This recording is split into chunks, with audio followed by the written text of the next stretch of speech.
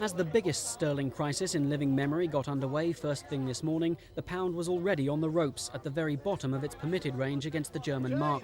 As worried investors rushed to sell sterling, the Bank of England tried desperately to keep the price up by buying it.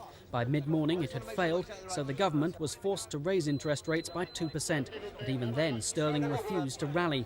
All this because the exchange rate mechanism ties our currency to Germany's, which is stronger.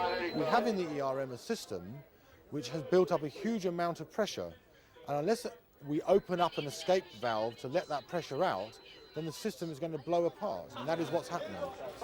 Opening that pressure valve would mean a devaluation of sterling, but the government promised to do anything to avoid that, including raising interest rates again. And at 2:30 they did it, another 3% to 15%, making an unprecedented 2 rises in one day. But even now, sterling stayed stubbornly on the floor. The government hopes it will be able to avoid that and cut interest rates soon, possibly next week after the French Maastricht referendum. But with sterling still chronically weak, further rate rises could even be in store. And whatever happens, a substantial hike in mortgage rates looks inevitable.